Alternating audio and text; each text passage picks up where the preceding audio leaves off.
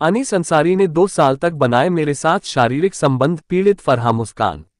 बरेली, जहां एक और भारतीय जनता पार्टी महिलाओं के सम्मान की बात करती है तो वहीं भारतीय जनता पार्टी के ही पदाधिकारी द्वारा महिला को अपनी हवस का शिकार बनाने का मामला सामने आया है।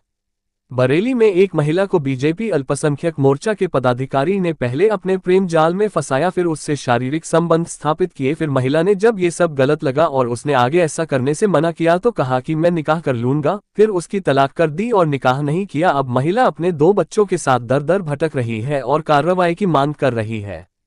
बारादरी थाना क्षेत्र की रहने वाली महिला ने बताया कि वर्ष 2022 में उसने भारतीय जनता पार्टी में ज्वाइनिंग ली और उसको भारतीय जनता पार्टी का मंडल उपाध्यक्ष बनाया गया था। भारतीय जनता पार्टी ज्वाइनिंग करवाने वाले भारतीय जनता पार्टी के अल्पसंख्यक मोर्चा के बरेली महानगर अध्यक्ष अनीस अंसारी ने महिला से अपनी नजदीकियां बढ़ाना शुरू कर दी। महिला ने बताया कि अनीस अंसारी उसके घर आने जाने लगे। महिला उस वक्त आर्थिक तंगी से गुजर रही थी तो अनीस अंसारी ने उसकी आर्थिक सहायता की और धीरे धीरे करके अनीस अंसारी ने महिला को झांसे में लेकर उससे शारीरिक संबंध स्थापित किए।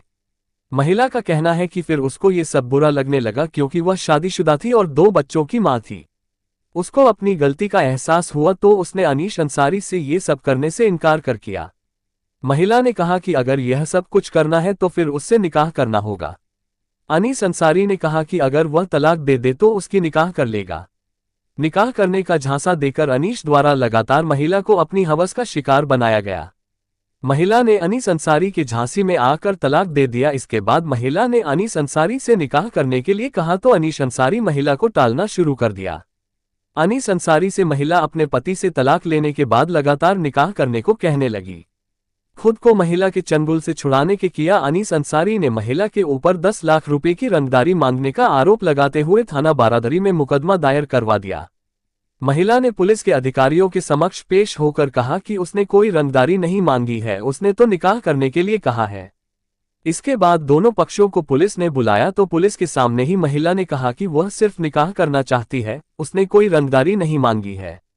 जिसके बाद अनीस अंसारी ने महिला से माफी मांगी और महिला से निकाह करने का आश्वासन दिया। महिला का कहना है कि उसके बाद भी उसे निकाह के लिए अनीस अंसारी द्वारा टाला गया। तब महिला ने पुलिस के अधिकारियों के सामने गुहार लगाकर अनीस अंसारी से शादी करने या फिर अपनी तरफ से अनीस अंसारी पर मुकदमा लिखने की गुहार लगाई। महिला के पास तमाम ऑडियो तथा व्हाट्सएप चैटिंग है जिससे साफ होता है कि अनीस अंसारी ने महिला का लगातार शारीरिक शोषण किया है। इस दौरान उसको एक पत्रकार मिला जिसने महिला के पास मौजूद वीडियो और व्हाट्सएप चैटिंग को देखा और महिला का बयान लेकर 5 नवंबर को खबर के रूप में चलाया। तब षड्यंत्र रचकर उक्त पत्रकारों को बुलाया और कहने लगा आपके एनजीओ को मदद कर देंगे, आप खबर चलने से रोक दो। जब पत्रकारों ने कहा खबर चल गई अब नहीं रुकेगी तब अनीस अंसारी ने 2 व्यक्ति का स्टिंग करवाकर उनके खिलाफ झूठा मुकदमा पंजीकृत करा दिया। जब अनीस अंसारी को उनके कृत्यों की वजह से कानून में फंसता देख अनीस अंसारी के गुर्गों ने महिला के घर पर पहुंचकर अनीस अंसारी के खिलाफ कोई भी कार्रवाई करने पर जान से मार देने की धमकी दी। जब महिला ने गुर्गों का वीडियो बनाना शुरू किया तो अनीस अंसारी के गुर्गों ने उसके साथ हाथापाई शुरू कर दी। महिला ने इस बाबत अनीस अंसारी के गुर्गों के खिलाफ थाना बारादरी में मुकदमा पंजीकृत कराया। महिला ने आज फिर एसपी ऑफिस पहुंचकर अनीस अंसारी के कृत्यों को उजागर करते हुए कठोर कार्रवाई करने की मांग की है और महिला ने अपने साथ घटी पूरी घटना को मीडिया के समक्ष बताई है। एक महिला के साथ घटी घटना इंसानियत को शर्मसार करने वाली है। जहां एक और भारतीय जनता पार्टी महिलाओं के सम्मान की बात करती है तो वहीं भारतीय जनता पार्टी के ही पदाधिकारी द्वारा महिला को हवस का शिकार बनाने का मामला भाजपा की छवि को धूमिल कर रहा है और भाजपा के उस नारे नारी शक्ति नारी सम्मान पर भी प्रश्नचिन्ह लगा रहा है। Crime reporter Firoz Ahmed. समझा दो 2-3 दिन बारादरी चक्कर लगा, नहीं मैं हार गई। मैंने अपने दिमाग से कप्तान सर के पास जाकर पेश हो गई। अपने दिमाग से पहली बार गई थी जिंदगी में कप्तान सर के पास, अपने हाथ से तहरीर लिखी, फिर उसे टाइप कराया और मैंने कहा सर अगर मैंने 10 लाख रुपये मांगे तो मुझे जेल कर दो और नहीं मांगी है तो आप उनसे पूछो इन्होंने एग्जाम कैसे लगाया, आप जाइए ढूंढवाओ। मैंने अगर मांगे जेल कर दो, बात खत्म हो गई। मैंने ये वहाँ पर सर ने तुरंत आदेश हो गए वहाँ से। अब आदेश हो गए 34 साहब है राजीव साहब वहाँ पर पहुँची। वो पहले से ही मतलब वहाँ पे आना जाना उनका था क्योंकि मैं 2-4 बार जब उनके घर गई थी अनीस के तो उन्होंने 112 नंबर बुला के उन लोगों को बुला के मुझे हटवा दिया वहाँ। ये हुआ तो उनका पहले से ही वो था ताल्लुकात। वहाँ पर मैं पहुँची तो वो उन्होंने राजीव सर ने मुझे बुलाया और बोले दे के आइए कप्तान सर के। मैंने हाँ बोले बैग में बोले अनिल बताओ, अनिल बोले वो ना मैं तुझे जेल भेजने के लिए थोड़ी ना वो करा था मुकदमा, और मैंने तो अपने बचाव के लिए करा था, ये बोले।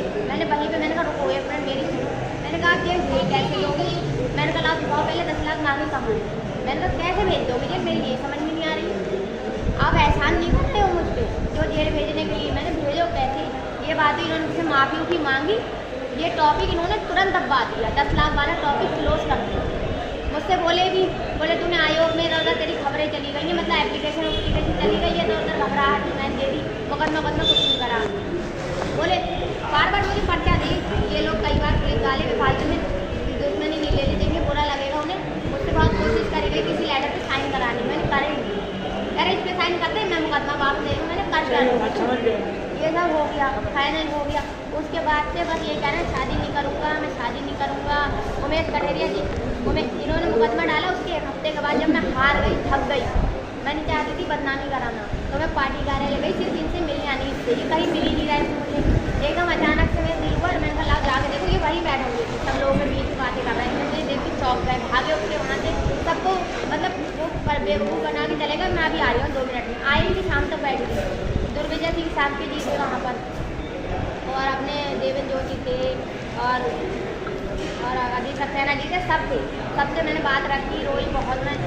वो बोले ठीक है बेटा हम मदद करेंगे, हम पार्टी से निकाल सकते हैं, इसके अलावा हम तुम्हारी निकाल जबरदस्ती करा नहीं सकते।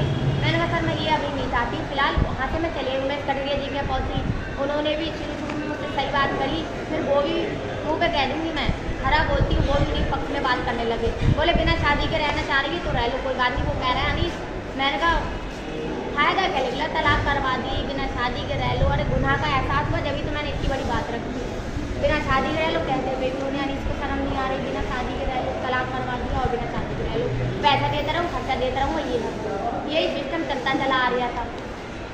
अब ये भैया आए, ये भैया थे और एक और थे, वो मैं जैसे मैं परेशान थी, लोगों को पता चला होगा, तो मैंने कहा डिबेट दे दूँ। मैं विधायक जी के पहुँची, विधायक जी दिन थे दिवाली के अगले दिन जाने तीसरे दिन, ये भैया अपने मेरी थोड़ी हेल्प करनी चाहेंगी, चलो ये बेचारी लड़की परेशान है, भूख प्यासे बच्चे मर रहे हैं, इन्होंने डिबेट मेरी लगा दी।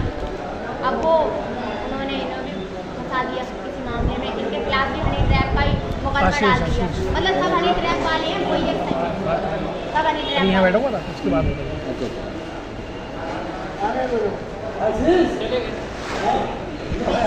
मेरा तो सच्ची मेरा सीधा ये कहना है, मेरा सीधा ये कहना है, आप अभी गाँव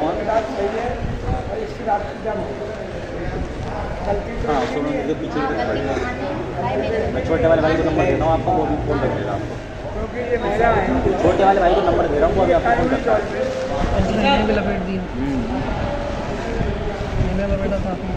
मेरी गलती है सर, लेकिन जब मैंने उनसे बोला आप मुझे छोड़ दो, तो उसका तो छोड़ के क्यों नहीं गया, तलाक क्यों करवा दिया, सीधी बात ये है, मैं गलत की सही की क्या, तलाक दिल में दगा थी, लेकिन उन्होंने मुझे कागज़ दिया नहीं, मैंने खबर नहीं लगाई, मेरा पॉइंट ये है, मैं बगैर कागज़ छोड़ दूँ उससे खबर नहीं लगा।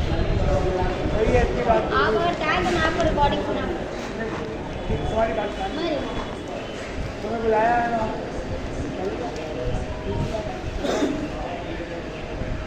रिकॉर्डिंग सुनाना है, क्योंकि एक्शन तो वहीं से है ना, अब क्या कर सकते हो, एक्शन बात सही है, ठीक है। एक नंबर भेजा है दिल्ली वाले से कॉल करने पास लाया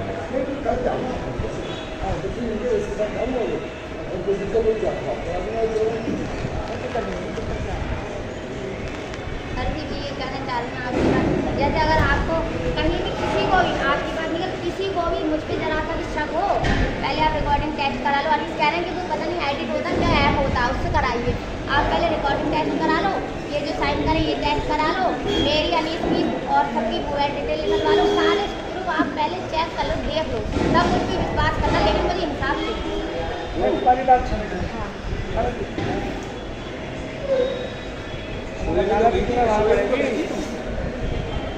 कप्तान सर के सुबह गई थी, सब नहीं बैठे, परसों मिला बात कर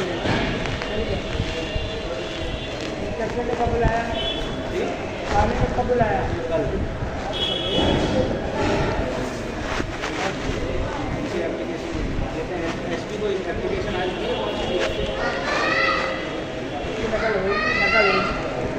साथ ही इसके पास भी रहना चाहिए।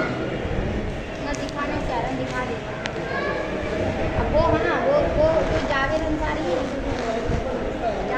जो अनीस के साथ रहता है, वो मेरे घर आया, मार के गया, वीडियो है मेरे पास, बहुत मारा उनने मुझे। आप तो ये कह रहे हैं जावेद अंसारी उसका भाई है।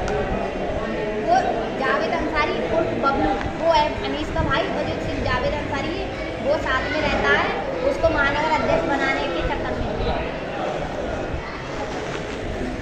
वो मतलब मैं क्या बताऊँ, बोल के बताऊँ, वो दलाली करता है। तो जाओ तो अपनी बात कह दी, अभी जो हो रहा है वो